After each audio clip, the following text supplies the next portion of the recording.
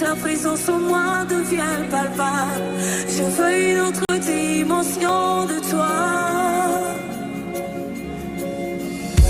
Que ta présence en moi devienne réelle. Que ta présence en moi devienne palpable. Je veux une autre dimension de toi. Bonsoir à tous. Nous nous retrouvons une fois de plus ce soir pour notre émission La femme championne, une femme remarquable. Ah, quelle est vraiment remarquable cette femme-là. Avec tout ce que nous recevons comme enseignement, il n'y a pas de raison que la femme continue à demeurer la même. Nous pensons que le Seigneur nous aide vraiment dans tout ce que nous avons à faire, nos responsabilités et bien d'autres domaines de nos vies. Vraiment que le Seigneur nous aide à nous démarquer, à être ces femmes de distinction. Donc ce soir, nous allons continuer avec les enseignements sur le foyer. La semaine dernière, nous avons enseigné sur le choix du conjoint et nous avons beaucoup parlé surtout aux sœurs célibataires et aux frères célibataires. Aujourd'hui, nous continuons notre enseignement sur le foyer avec les responsabilités des conjoints. Nous voulons ensemble examiner les responsabilités des conjoints. Après le choix du conjoint, nous nous retrouvons dans le foyer, dans le mariage. Et là encore, Dieu donne à chaque conjoint des responsabilités, donc des tâches, des devoirs. C'est ce que nous allons voir ce soir. Et nous comprenons, lorsqu'on parle de mariage, si nous revenons dans Genèse, à la création, lors du premier mariage célébré par Dieu lui-même, donc entre Adam et Ève, nous allons nous rendre compte que là-dedans, en fait, Dieu illustre le mariage, l'alliance entre Christ et l'Église, c'est le modèle même du mariage chrétien. Lorsqu'on voit l'alliance entre Christ et l'Église, c'est le modèle du mariage chrétien. Et la relation de Christ avec l'Église, ici, là, représente en fait la relation entre l'homme et la femme. Vous allez peut-être me dire que, mais non, Christ, lorsqu'on voit Christ, Christ est parfait. C'est normal, si Christ prend soin de l'Église convenablement, c'est parce qu'il est Dieu, il est parfait. Mais n'oublions pas aussi que lorsque nous donnons nos vies à Jésus comme Sauveur et Seigneur, il prend parfaitement soin de nous. On dit qu'il nous change, la Bible dit qu'il nous transforme chaque jour à son image. S'il trouve en nous la bonne volonté et l'obéissance, donc il nous transforme chaque jour à son image. Il n'y a pas de raison que l'homme ne puisse pas ressembler à Christ dans ses responsabilités au sein du foyer. Et nous comprenons également que bien que l'homme et la femme soient égaux devant Dieu, Dieu a donné, selon les Écritures, Dieu a donné des tâches spécifiques à chacun d'eux. Donc l'homme a une part de responsabilité, la femme également une part de responsabilité dans le foyer. C'est ce que nous allons voir ce soir, donc les responsabilités des conjoints. Et par rapport aux responsabilités des conjoints, nous allons commencer par ce premier point qui concerne effectivement l'homme. Nous allons voir dans le premier point les responsabilités de l'homme. Qu'est-ce que Dieu attend de l'homme en tant qu'époux dans le foyer? Qu'est-ce que Dieu attend de l'homme? En fait, le mari chrétien devait être le meilleur des maris. Le mari chrétien devait être le meilleur époux. Il n'y a pas de raison qu'il échoue. Il n'y a pas de raison d'échouer. S'il est chrétien, il a reçu Jésus, il a la présence de Dieu en lui, il doit être le meilleur époux. Et par rapport aux responsabilités du chrétien et du mari, nous allons voir comme premier point, c'est que le mari doit aimer son épouse. Le mari doit aimer son épouse et ses enfants. Et par rapport à cela, nous allons lire dans Éphésiens 5, 25. Éphésiens 5, 25 nous dit « Marie, aimez vos femmes comme Christ a aimé l'Église et s'est livré lui-même pour elle. » Donc le Seigneur encourage les maris à aimer leurs femmes et à se livrer. Et Dieu prend ici l'image de Christ et l'Église. Donc Christ a aimé l'Église au point de se livrer. Christ s'est livré parce qu'il aimait l'Église. Il a payé le prix, il s'est sacrifié. C'est ça la particularité de l'amour de Jésus pour l'Église. C'est que non seulement il a payé le prix, mais il a continué à se sacrifier. Tout en étant là au milieu de cette Église merveilleuse, le Seigneur continue à travailler, il continue à prendre soin de cette Église parce qu'il aime l'Église. C'est pourquoi l'image que Dieu nous donne en tant que responsable de foyer, en tant que mari, c'est l'image de Christ. Donc un mari normalement doit ressembler à Christ et surtout si le chrétien a donné sa vie à Jésus comme Sauveur et Seigneur, comme nous parlons particulièrement du mariage chrétien, en fait l'homme doit ressembler à Christ. S'il a reçu Jésus comme Sauveur et Seigneur, il est comme Christ et il doit aimer son épouse comme Christ a aimé l'Église. Christ a aimé l'Église, Christ s'est donné pour l'Église. Et pour cela, pour que le mari soit capable d'aimer son épouse comme Christ a aimé l'Église, le mari a besoin d'être proche de Dieu. Nous allons nous rendre compte souvent quand on parle du besoin de l'homme, souvent on pense que le besoin de l'homme, du mari, le besoin de l'homme c'est d'abord la femme. Non, le besoin de l'homme n'est pas d'abord la femme. Le premier besoin de l'homme, selon Dieu, c'est la présence de Dieu. Lorsque nous repartons dans le livre de Genèse, lorsqu'on voit, comme je disais, le premier mariage célébré par Dieu lui-même, donc Adam et Ève, nous allons nous rendre compte qu'avant la venue de Ève, Adam était seul. Et nous comprenons que le premier besoin de l'homme, c'est la présence de Dieu. Parce que quand Adam était seul, Dieu s'est rapproché de lui, Dieu est devenu son ami. Il a commencé par collaborer avec Dieu, il a commencé par marcher avec Dieu, il a commencé par connaître Dieu. Donc le premier besoin de l'homme, ce n'est pas d'abord la femme. Le premier besoin de l'homme, c'est connaître Dieu, la présence de Dieu. Il doit d'abord recevoir Dieu. S'il n'a jamais reçu Jésus comme Sauveur et Seigneur, il doit le recevoir. Il doit marcher avec Dieu. Il doit permettre à Dieu de le changer. Il doit permettre à Dieu de le transformer. Donc la présence de Dieu est vraiment essentielle. Et si cet homme est transformé, façonné à l'image de Dieu, vous allez vous rendre compte que les responsabilités, la tâche lui sera facile. La tâche lui sera facile au sein du foyer. Il pourra facilement aimer sa femme parce que aimer son épouse n'est pas une petite affaire. Donc il doit connaître Dieu, marcher avec Dieu, vraiment demeurer dans la présence de Dieu pour être capable de mener à bien ses responsabilités, pour être capable de mener à bien ses tâches. Et en dehors de connaître Dieu, vous allez vous rendre compte que ce que Dieu a donné à l'homme dans le jardin d'Éden, en dehors de sa présence, c'était le travail. Dieu dit à l'homme, je te confie le jardin pour que tu le cultives, que tu t'en occupes, que tu prennes soin du jardin. Donc en dehors de la présence de Dieu, Dieu a donné à l'homme le travail. L'homme devait travailler dans le jardin, s'occuper de ce jardin. Et en dehors, et ce n'est que lorsque Dieu s'est rassuré que l'homme le connaissait, et qu'il pouvait déjà travailler, prendre ses responsabilités, travailler, cultiver le jardin, que Dieu se rend compte maintenant qu'il fallait que la femme arrive. Donc la femme arrive bien plus tard, mais il y avait d'abord la présence de Dieu qui était là, et ensuite il y avait le travail, la femme est arrivée plus tard. Mais souvent lorsqu'on parle de mariage, on met d'abord la femme devant, ou bien lorsqu'on parle du besoin de l'homme, on met d'abord la femme devant. Non, la femme vient plus tard. Nous voyons que Ève est arrivée bien après. Après que toutes ces conditions aient été posées, alors Ève est arrivée. Alors c'est une grande responsabilité pour l'homme d'aimer sa femme. L'homme doit aimer sa femme, mais aimer sa femme veut dire qu'il doit être fidèle à sa femme. Il doit être fidèle à sa femme, il doit la respecter, il doit l'honorer. Cette femme doit être la seule qui doit occuper la place dans son cœur. Elle ne doit pas se sentir concurrencée avec d'autres femmes, elle ne doit pas se sentir comparée, elle ne doit pas se sentir méprisée, mais elle doit occuper la place, elle doit être la seule à occuper la place dans le cœur de cet homme. Elle doit être la seule à occuper la place dans le cœur. C'est pourquoi, quand on parle d'aimer, de fidélité, on voit l'homme ne doit pas tromper sa femme. Qu'est-ce que nous remarquons aujourd'hui? Parfois, on se rend compte que les hommes ne sont pas fidèles à leurs femmes. Ils ne les respectent pas. Ils vont dehors et puis ils trompent leurs femmes, tout simplement parce que ces personnes ne connaissent pas Dieu. Mais en réalité, pour un homme qui connaît Dieu, les choses ne doivent pas se passer de la sorte. Parce qu'il est à l'image de Christ et il glorifie Dieu. Il doit aimer sa femme, il doit être fidèle à sa femme, il doit respecter sa femme. Aussi bien respecter sa femme que respecter ses enfants. Il doit être prêt à payer le prix pour que sa femme et ses enfants se sentent bien, que sa femme et ses enfants se sentent honorés, se sentent protégés. Il doit vraiment payer le prix. Et nous allons nous rendre compte en parlant de l'amour de Dieu, de l'homme pour la femme, que si vraiment un homme aime réellement sa femme, vous allez vous rendre compte que l'obéissance viendra seule, la soumission. Souvent on dit que les femmes ne sont pas soumises. Les femmes ne sont pas soumises lorsqu'elles se rendent compte que, par exemple, sa sécurité est menacée ou bien elle n'est pas sûre de l'amour de son mari. Lorsqu'elle n'est pas sûre de l'amour de son mari, alors parfois il est difficile pour la femme de se soumettre. Mais si la femme, l'homme aime sa femme, il la respecte, il ne la trompe pas, il est vraiment fidèle, il prend soin d'elle, c'est un homme bien et qui la protège avec les enfants. Vous allez vous rendre compte que la femme, naturellement, va se soumettre. La soumission viendra naturellement. Nous avons besoin vraiment, en tant qu'hommes, dans nos foyers, de comprendre toutes ces choses.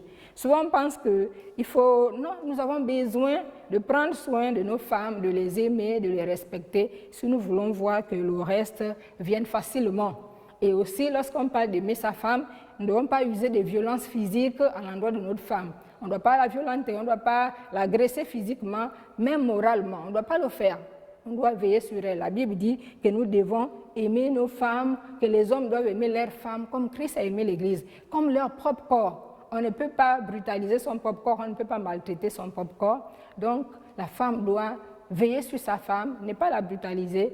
Et aussi, lorsqu'il y a des problèmes dans le foyer, le mari doit faire en sorte que la paix revienne. En fait, le mari doit être le premier à demander pardon, à se repentir, faire en sorte que la paix revienne dans la maison.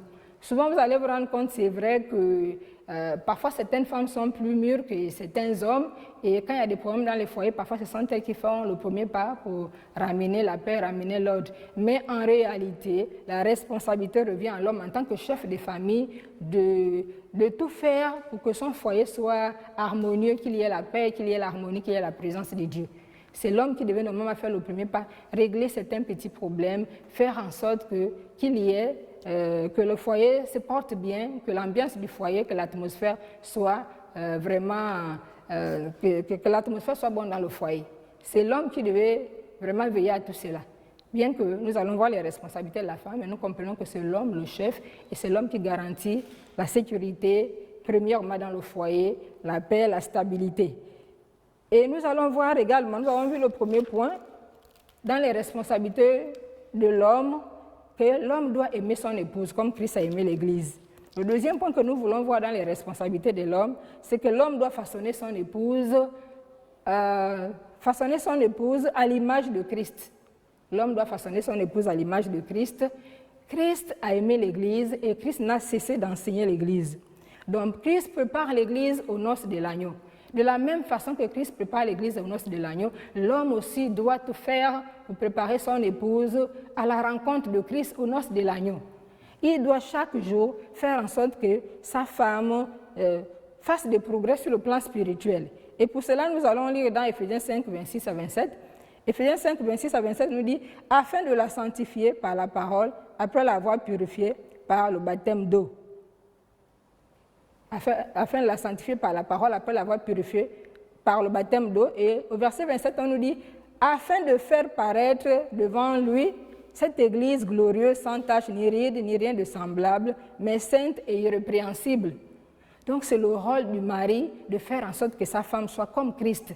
Nettoyer sa femme, donc la laver avec la parole de Dieu, enlever tout ce qui est mauvais, les rides, les fautes, les défauts.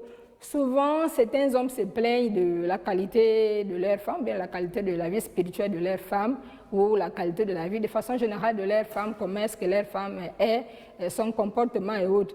Mais ce que l'homme oublie, c'est que Dieu lui a donné la responsabilité de façonner cette épouse. Il doit connaître la parole de Dieu et il doit enseigner la parole de Dieu à son épouse et à ses enfants. C'est lui qui doit amener sa femme à ressembler à Jésus-Christ. S'il y a des choses qui ne vont plus, il doit la façonner. Nous nous rendons compte que dans le jardin d'Éden, quand Dieu a donné des responsabilités à Adam, il a dit cultive le jardin. Ça veut dire que Adam devait ressortir le meilleur de tout ce qui était en lui ou bien autour de lui. Il devait tout faire pour ressortir le meilleur. Souvent, on dit la femme a mauvais caractère, la femme a mauvais comportement. Mais qu'est-ce que les hommes font pour que leur femme soit meilleure? Mon frère, si après tant d'années, après plusieurs années de mariage, tu continues à te plaindre de ta femme, ça veut dire que si tu n'es pas satisfait de ta femme, ça veut dire que toi-même, tu es responsable, tu es le premier responsable. En fait, tu es responsable de l'état, de ce que ta femme est. Parce que normalement, Dieu t'a donné la responsabilité de bâtir la vie de ta femme sur le plan spirituel aussi. Tu dois enseigner ta femme, tu dois tout faire pour qu'elle soit transformée, qu'elle soit rayonnante sur le plan spirituel et même sur le plan physique. Tu dois tout faire. Mais si tu ne joues pas ton rôle, qui le fera? Et nous allons nous rendre compte aussi que dans certains foyers, certains foyers, les hommes ne maîtrisent pas la parole de Dieu. Donc les hommes ne connaissent pas grand-chose de la parole de Dieu. Parfois, ce sont les femmes qui connaissent plus la parole de Dieu. Si un chef de famille ne connaît pas la parole de Dieu, comment est-ce qu'il fera pour enseigner son épouse et ses enfants? Or, normalement, un bon mari doit connaître Dieu, il doit connaître la parole de Dieu et il doit enseigner cette parole à sa femme et à ses enfants de telle sorte qu'elle soit propre, qu'elle soit rayonnante sur le plan spirituel et qu'elle soit préparée à la rencontre du Seigneur. Qu'elle soit préparée à la rencontre du Seigneur. Donc l'homme doit tout faire pour amener sa femme ou ses enfants à ressembler à ce qu'il veut. Il n'y a pas de femme parfaite. Il n'y a pas de femme. La femme, peut-être que celle qui est là dans votre tête, que vous voyez, que vous imaginez, elle n'existe pas. C'est l'homme qui façonne son épouse et ses enfants selon ce qu'il désire, selon la forme qu'il veut. Donc l'homme donne à son épouse et à ses enfants la forme qu'il veut voir sa femme avoir ou ses enfants. Si vous vous rendez compte, par exemple, que votre femme peut-être ne fait pas ce qu'il fallait faire de cette façon, bien ne réagit pas de la bonne manière, c'est à vous de vous asseoir avec votre femme et de voir comment faire pour que les choses s'améliorent. Si vous vous rendez compte, par exemple, que votre femme peut-être ne s'habille pas bien, c'est à vous, en tant qu'homme, de l'amener au magasin, dans un bon magasin, et lui permettre de choisir les habits que vous voulez la voir porter, et puis vous sortez de l'argent pour cela. Si vous remarquez que votre femme a trop grossi, c'est à vous de l'inviter tous les matins à faire du jogging. Vous devez travailler de telle sorte que votre femme soit présentable. Quelle est la forme spirituelle que vous voulez? Quelle est la forme physique que vous voulez? Vos enfants également. Donc, Dieu donne cette responsabilité à l'homme de bâtir sa femme, de bâtir sa maison. C'est inutile de se plaindre ou bien de chercher à regarder ailleurs, chez l'autre, la femme de l'autre ou bien la jeune fille qui est dehors. Si la femme de l'autre est présentable, elle est admirable, c'est parce que quelqu'un a fait ce travail. Donc, chaque homme doit apprendre à travailler dans sa maison pour que sa femme soit meilleure, que ses enfants soient meilleurs, que son foyer soit un bon foyer. Ça, c'est la responsabilité que Dieu a donnée à l'homme. Ce n'est pas la peine de regarder ailleurs, mais nous devons avoir le courage de nous asseoir et voir ce qu'il y a à faire. Et le Seigneur est là pour nous aider, nous soutenir dans tout ce que nous avons à faire. C'est vraiment très important. Et nous allons voir le troisième point, donc la troisième responsabilité de l'homme. En dehors d'aimer sa femme, la façonner de telle sorte qu'elle ressemble à Christ, nous voyons que le troisième point, la troisième responsabilité de l'homme doit être celui de prendre soin de son épouse et de ses enfants. Comme il prend soin de lui-même. Nous avons vu dès le départ que l'homme doit aimer la femme comme lui-même. Donc l'homme doit prendre soin de son épouse et de ses enfants comme il prend soin de lui-même. Il doit veiller à ce que cette femme et ses enfants et les enfants soient heureux, soient en joie, soient en paix. Et pour cela, nous allons lire dans Éphésiens 5, 28. Éphésiens 5, 28 à 31 nous dit « C'est ainsi que les maris doivent aimer leur femme comme leur propre corps. Celui qui aime sa femme s'aime lui-même. » Au verset 29, on nous dit « Car jamais personne n'a haï sa propre chair, mais il la nourrit et en prend soin comme Christ le fait pour l'Église. » Verset 30, « Parce que nous sommes membres de son corps. » Et le verset 31 dit « C'est pourquoi l'homme quittera son père et sa mère et s'attachera à sa femme et les deux deviendront une seule chair. » Donc, puisque Christ fait tout pour s'occuper de l'Église, l'homme doit également tout faire pour s'occuper de son épouse. À tous les niveaux. Il doit s'occuper de son épouse, il doit la traiter de la bonne façon. Donc, il doit veiller à son bien-être, comme je le disais déjà, veiller à son bien-être. Si on se rend compte qu'il y a des choses qui ne vont pas, l'homme doit corriger. Et aussi, veiller à son bien-être ici, là, c'est aussi parfois, on peut lui faire des cadeaux. Si nous avons la possibilité de lui faire des cadeaux, de lui offrir des cadeaux, on peut le faire. C'est vrai, peut-être qu'il y en a qui n'ont pas la possibilité de le faire. Mais si on a la possibilité de le faire, on peut le faire, offrir des cadeaux, offrir des voyages, si possible, vraiment faire en sorte que notre femme soit heureuse, veiller sur cette femme, lui donner vraiment, la combler de bonheur, lui donner tout ce dont elle a besoin. Tout ce dont elle a besoin. Or, souvent on se rend compte que certains maris ne remplissent pas convenablement les tâches dans les maisons. Ils ne veillent pas correctement sur leur femme, et ils restent plus hors de la maison, et souvent ils laissent les femmes à la maison, les femmes tout faire. Non seulement elle a ses propres responsabilités dans le foyer, mais parfois elle fait encore ce que l'homme devait faire, tel que l'aider par exemple dans l'éducation des enfants. Or, l'homme a cette responsabilité devant Dieu de faire en sorte que tout aille pour le meilleur dans son foyer. Veiller à ce qu'il y ait de la nourriture dans sa maison, par exemple.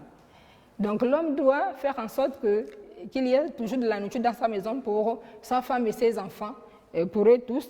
Mais souvent, qu'est-ce qu'on voit avec certains hommes? C'est vrai, parfois, il vient, il dépose de l'argent et puis il part. Quand il part, là, c'est la femme qui fait tout. Quand il vient, il ne s'occupe de rien.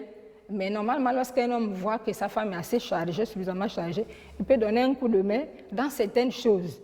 Et il y a certains hommes aussi qui ne s'occupent pas de tout ce qui est nourriture à la maison. Parfois, ils viennent, même s'ils gagnent pas assez, l'homme reste le chef du foyer, même s'il gagne pas assez, il doit comprendre que c'est lui le chef, c'est lui qui doit pourvoir aux besoins de sa famille. Il doit faire en sorte qu'il y ait souvent ce qu'il faut dans sa maison pour que sa femme et ses enfants puissent trouver quelque chose à manger, puissent être à l'aise. Mais certains hommes, parfois, ne le font pas. Ils passent plus de temps dehors et ils ne s'occupent pas de ce qui se passe dans le foyer. L'homme doit veiller à ce que sa femme aussi puisse se soigner sa femme et ses enfants. Parfois mettre un peu d'argent de côté. Il peut avoir des problèmes de santé qui vont survenir dans la maison au niveau de la femme, des enfants et même lui-même. Donc l'homme doit veiller, faire en sorte que sa femme soit soignée. Mais parfois certains hommes, surtout ceux qui ne connaissent pas le Seigneur, je sais que ce soir aussi il y a des hommes qui ne connaissent pas le Seigneur qui nous écoutent, qu'est-ce qu'ils font? Ils préfèrent apporter l'argent, les soins hors de chez eux. Ils vont vers d'autres femmes, s'occuper de ces femmes, ils vont vers d'autres femmes donner de l'argent et ils négligent leur propre maison. Ils négligent leur propre maison et souvent quand ils reviennent à la maison, c'est qu'ils retrouvent que la femme est malheureuse, les enfants sont malheureux. Et quelle ambiance dans une telle maison? Si la femme n'est pas heureuse, les enfants ne sont pas heureux, quelle est l'ambiance que nous pouvons créer, que nous créons dans cette maison? Mais généralement, ce sont ces personnes qui ne connaissent pas le Seigneur qui se comportent de la sorte. Mais pour un homme qui connaît le Seigneur, pour un chrétien, les choses doivent être différentes.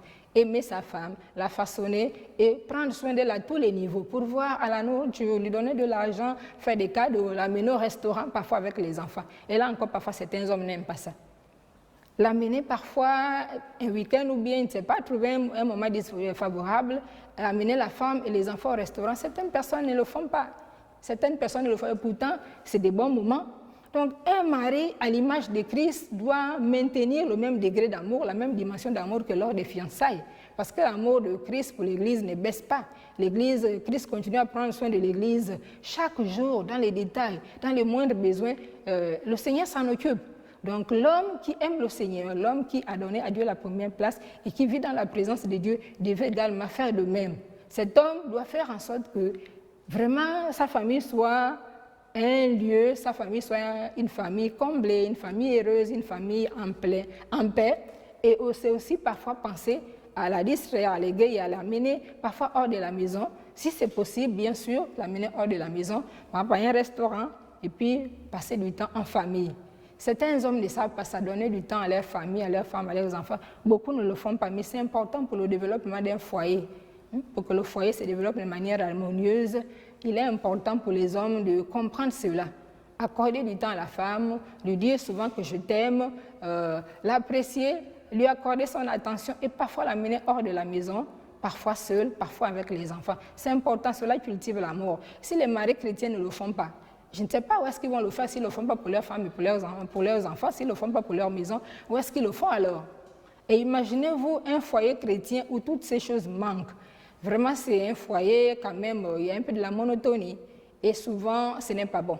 Or, là où est Christ, là où est la présence de Dieu, on doit créer chaque jour l'ambiance, vraiment une ambiance spirituelle convenable, qui glorifie le Seigneur, une ambiance spirituelle qui favorise le développement, l'éclosion de la famille. Mais pour cela, nous devons aussi avoir cette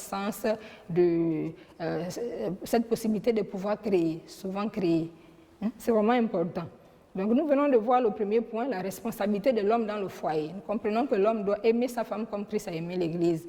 L'homme doit façonner sa femme, enseigner la parole de Dieu à sa femme, donc la laver par l'eau de la parole, faire en sorte qu'elle soit semblable à Christ pour la préparer aux noces de l'agneau. Nous comprenons également que l'homme doit prendre soin de sa femme dans tous les autres domaines dans la maison. Donc pouvoir à la nourriture, les soins médicaux, et veiller sur son bien-être et sur le bien-être des enfants. Parfois, lui apporter de l'aide aussi dans l'éducation des enfants. C'est vrai que souvent, ce sont les femmes qui suivent les enfants le soir. Mais il est important, lorsque le monsieur arrive, madame se débat seule, avec tant de choses à faire, il est important pour l'homme de donner un coup de main. Et souvent, les hommes passent plus de temps devant la télévision, ils ne s'occupent pas de ce que la femme est en train de faire. Parfois, la femme se débat seule avec certaines tâches. Et puis l'homme, il est là, il passe soit du temps devant la télévision, soit il est sur son ordinateur, ou il est dans 1001 réunions à la fois.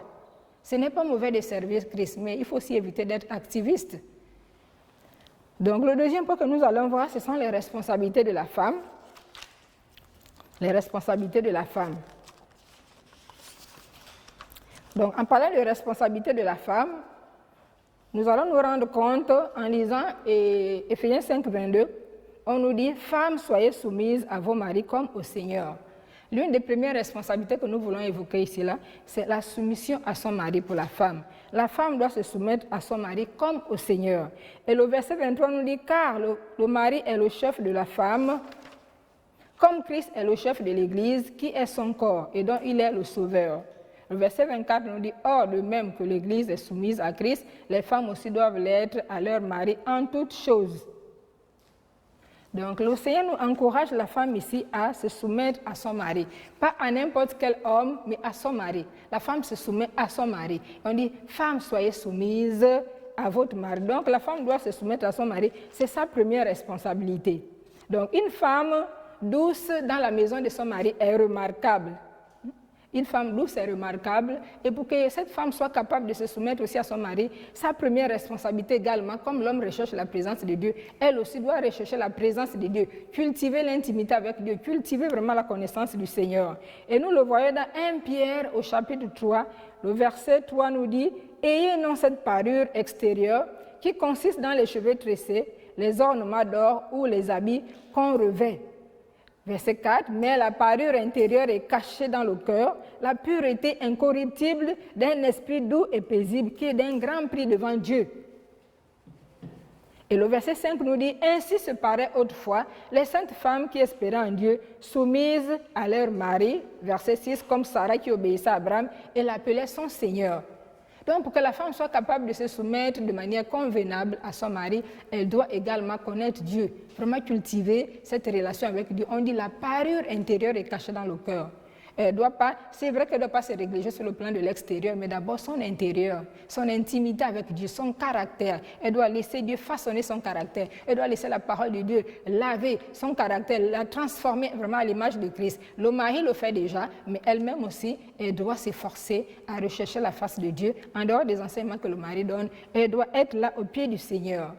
Permettre à Dieu de former l'image de Christ en elle, permettre à Dieu de la changer, permettre à Dieu de la transformer pour que sa douceur soit connue de tous les hommes, comme le dit la parole de Dieu. Donc nous devons d'abord avoir cette parure intérieure cachée dans le cœur pour que nous soyons capables de nous soumettre à nos maris. Et lorsque nous avons cette parure, si la femme connaît Dieu, si la femme marche avec Dieu, vous allez vous rendre compte que parfois même certains maris qui sont parfois difficiles, la femme facilement pourra savoir quoi faire.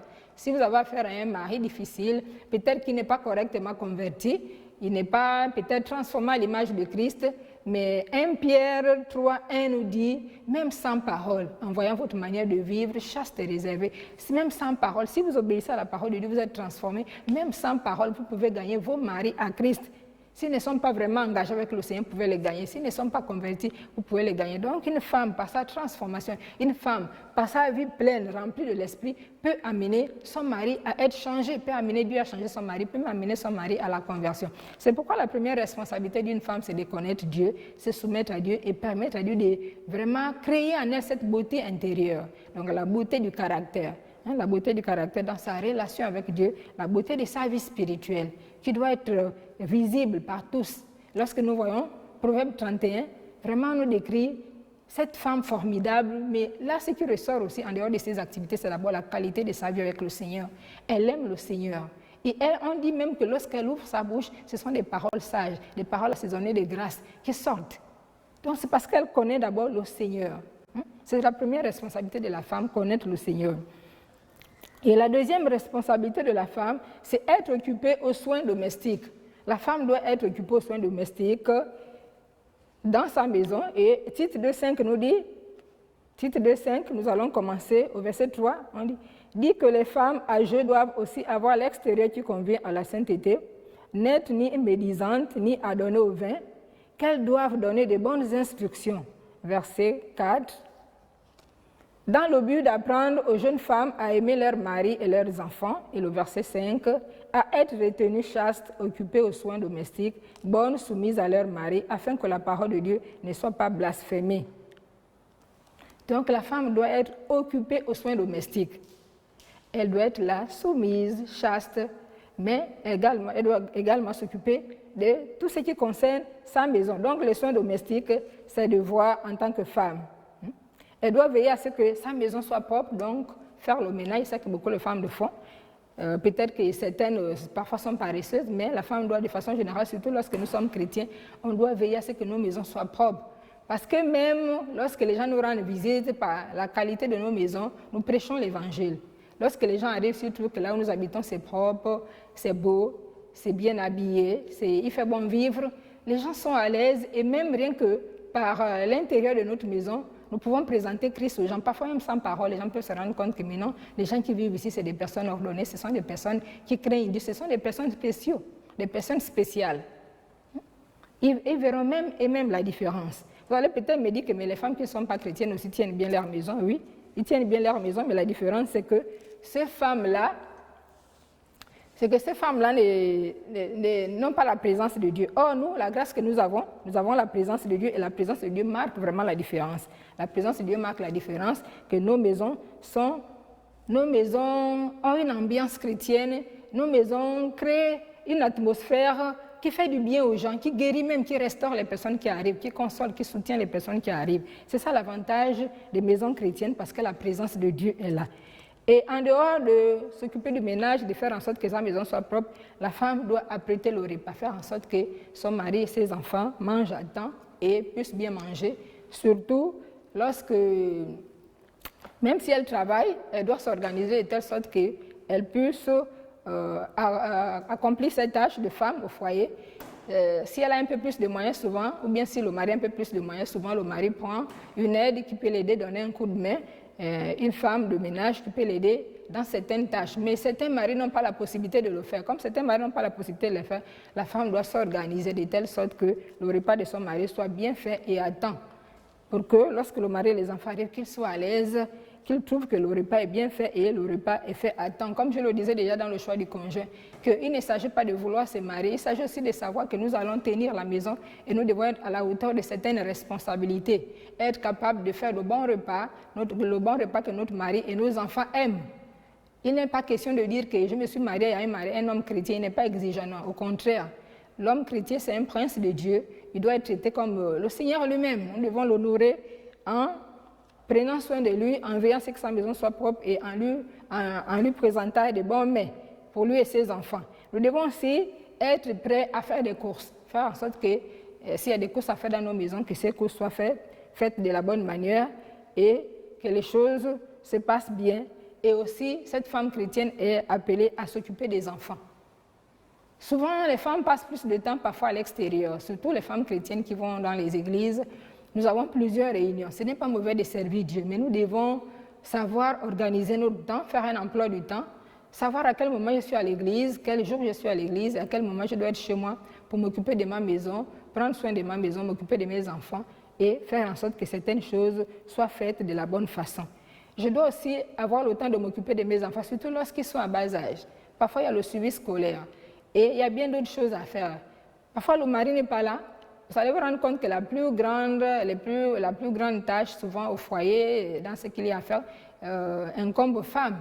Ce sont les femmes qui se lèvent le matin, qui vérifient ce qui manque dans la maison, les femmes qui se lèvent le matin, qui s'occupent de l'homme, qui apprêtent tout ce que l'homme doit porter, les enfants, qui apprêtent le goûter pour les enfants qui vont à l'école, qui s'occupent des enfants, qui regardent les cahiers, le soir encore quand les enfants reviennent. C'est la femme qui fait un peu tout, qui se rend compte qu'il y a telle chose qui manque, il faut aller au magasin faire des courses. Et vous allez vous rendre compte qu'avec toutes ces responsabilités, la femme doit vraiment bien s'organiser pour qu'elle soit à la hauteur de ces tâches. Nous devons vraiment demander à Dieu souvent la force de nous aider à le faire. Et le troisième point que nous voulons voir dans la responsabilité de la femme ici, là, c'est savoir recevoir les personnes qui nous rendent visite. Savoir recevoir les personnes qui rendent visite à la famille. Donc faire de sa maison un havre de paix pour que les gens qui arrivent dans notre maison se sentent bien. Non seulement mon mari et mes enfants doivent bien se sentir dans cette maison, mais également les personnes qui nous rendent visite doivent bien se sentir. Et pour cela, nous lisons dans Hébreux 13:2. Hébreux 13:2 dit « N'oubliez pas l'hospitalité, car en l'exerçant, quelques-uns ont logé des anges sans le savoir. » N'oubliez pas l'hospitalité. En exerçant l'hospitalité, quelques-uns ont logé des anges sans le savoir. C'est la responsabilité aussi de la femme de savoir accueillir toutes les personnes qui arrivent à la maison. Que le mari soit là, qu'il ne soit pas là, nous devons savoir recevoir les gens.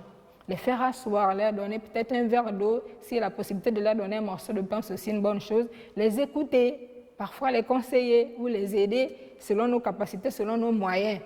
Et aussi savoir recevoir parfois même les parents du mari ou ses propres parents, sa propre famille. Nous aurons le temps de voir la place des amis et des parents dans le foyer. Et il est important pour la femme de savoir le faire. Souvent, si nous recevons mal les gens qui viennent dans notre maison, ce n'est pas un bon témoignage. Et souvent, parfois, les parents du mari, certaines femmes préfèrent recevoir et reçoivent mieux leurs propres parents. Et quand les parents du mari arrivent, les parents du mari ne sont pas souvent bien reçus. Ou bien certains maris acceptent que la femme reçoive ses propres parents dans la maison. Et quand c'est les parents de la femme qui arrivent, le mari n'est pas d'accord. Mais ces choses ne doivent pas exister dans le foyer chrétien. Si réellement nous avons donné nos vies à Jésus comme Sauveur et Seigneur, l'homme est changé à l'image de Christ, la femme est changée à l'image de Christ. Nous devons influencer nos enfants et nous ne devons pas avoir de tels comportements. Parce que si nous avons de tels comportements, quel exemple nous montrons à nos enfants? Parce que nos enfants nous regardent et ils feront comme nous. Généralement, les garçons regardent les garçons, le père, et les filles regardent la mère. Mais nous devons avoir des vies transformées qui font en sorte que nos enfants, que nous soyons des bons modèles pour nos enfants et que nos enfants également demain fassent comme nous, reflètent la gloire de Christ dans tout ce qu'ils feront, dans leur foyer, dans leur comportement, dans leurs réactions. Donc nous devons vraiment comprendre cela.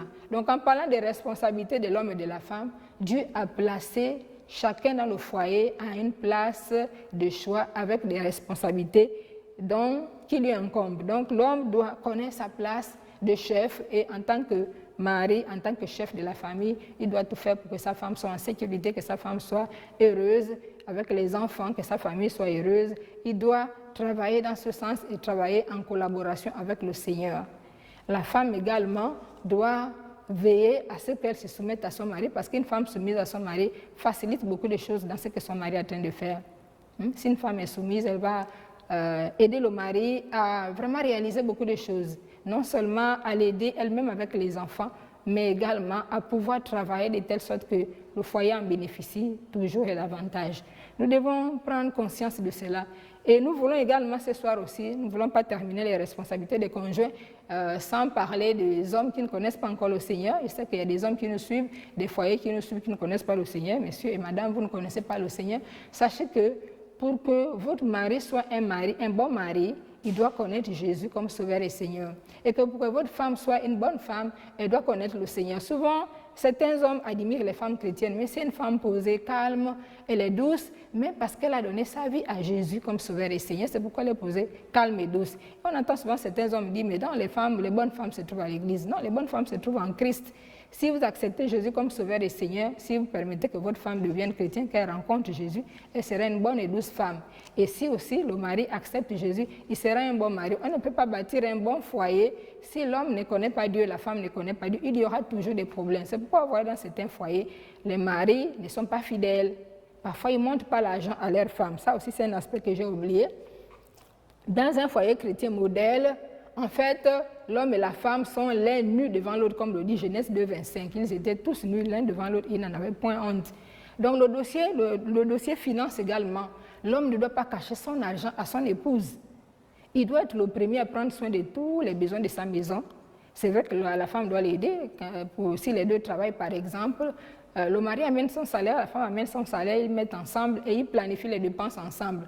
On ne doit pas dire à la femme, tu payes l'eau, tu payes le courant et moi je paye le loyer. Non, c'est ensemble. On met les deux salaires ensemble et on planifie les dépenses ensemble. Parce que si on dit à l'autre, tu payes l'eau, moi je paye le courant, ça veut dire que je gère mon salaire comme je veux, je gère mon argent comme je veux. L'autre ne sait pas combien j'ai sur moi.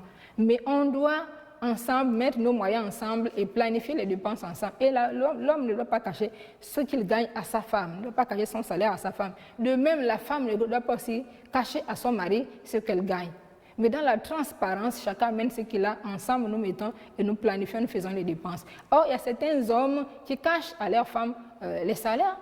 Il y a des femmes qui ne savent pas combien leur mari gagne. Et c'est dommage. Parfois, même dans certains milieux chrétiens, les chrétiens mal affermis se comportent comme ça. J'ai écouté l'histoire d'un foyer, d'un couple, d'un jeune couple. Ils venaient de se marier, ils avaient peut-être 1 an ou 2 ans de mariage. Mais la belle-mère, la mère du mari, continuait à gérer les finances du fils. Et c'est elle qui décidait de ce que la femme devait recevoir chaque jour pour les besoins de chaque jour. Non, Ce n'est pas normal. Moi, je pense qu'en tant que chrétiens, nous devons faire la part des choses, mettre Christ au centre, marcher selon la parole de Dieu et faire en sorte que le nom de Christ soit glorifié. Toi, frère, qui te dis chrétien, tu maltraites ta famille, tu n'es pas fidèle à ta femme, tu es toujours hors de la maison, tu dépenses ton argent hors de la maison, avec d'autres femmes qui ne sont pas ton épouse, et pourtant tu vas à l'église, tu te dis chrétien. Mais quel est ce comportement? Tu penses qu'avec un tel comportement où tu es hors de ta maison, tu dépenses ton argent pour des femmes qui ne sont pas ta femme, tu es infidèle à ta femme, tu ne fais pas correctement ce que tu dois faire dans ta maison. Est-ce que tu penses que c'est un bon comportement? Est-ce que tu penses que ton comportement glorifie le Seigneur? Ton comportement ne glorifie pas le Seigneur, tu passes plus de temps hors de la maison, tu donnes ton argent à des femmes qui ne sont pas ton épouse. Tu t'occupes des besoins qui ne sont pas les besoins de ta maison. Est-ce que c'est normal?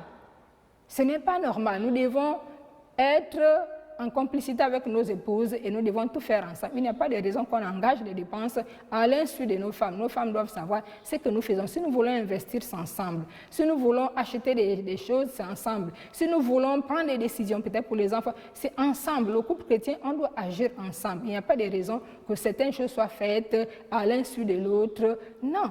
Nous devons être clairs, nets, nous sommes la lumière du monde, dit la Bible, et nous sommes le sel de la terre, nous devons montrer le bon exemple. Alors ce soir, nous avons enseigné sur les responsabilités des conjoints. Nous n'avons pas tout dit.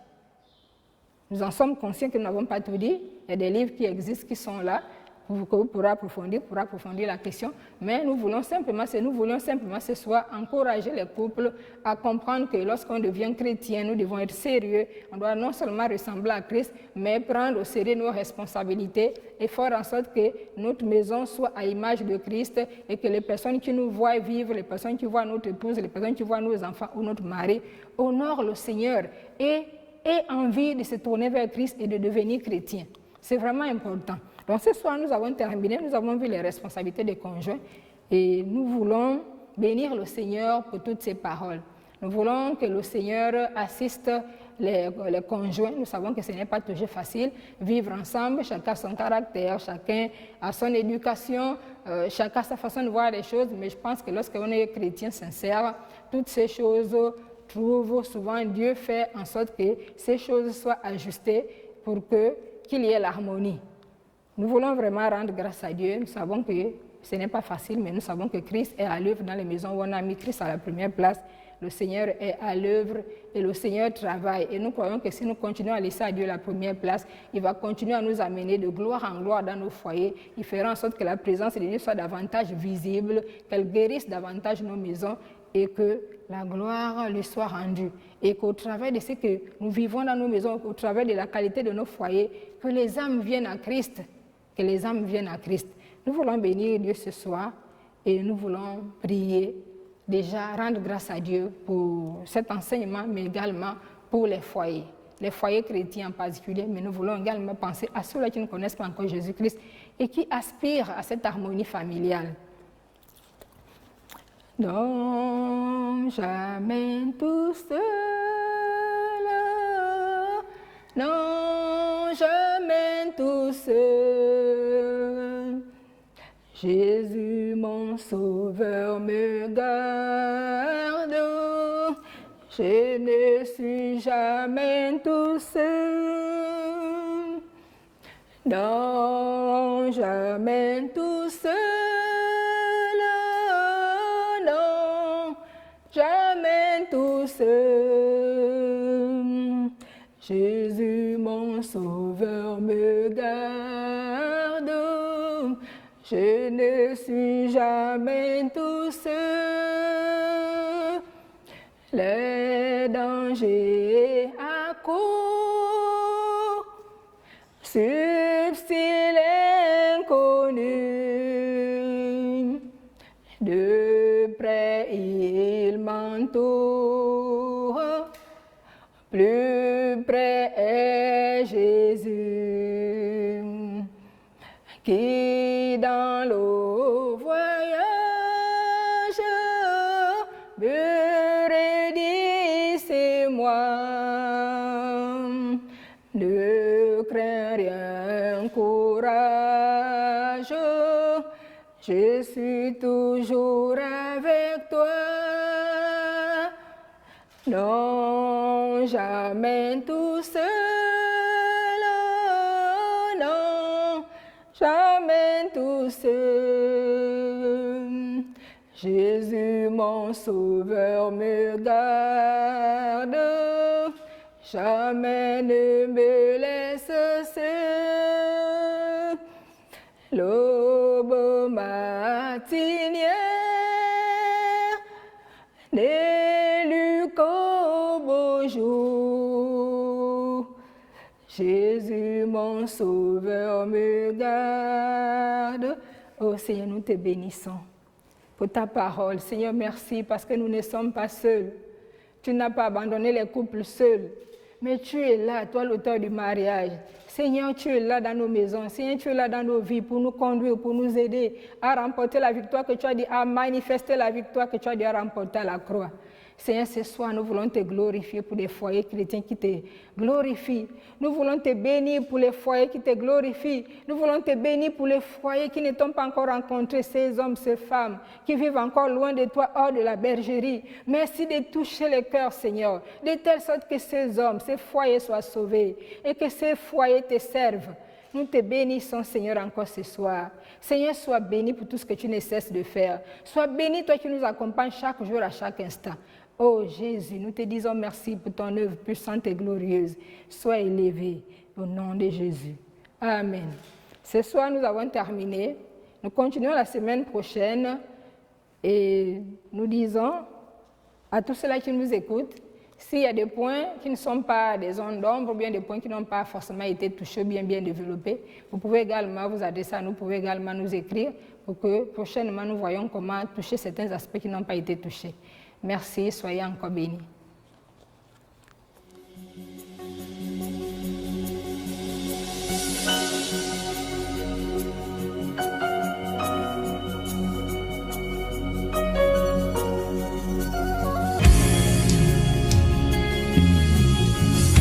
Que ta présence en moi devienne réelle, que ta présence en moi devienne palpable.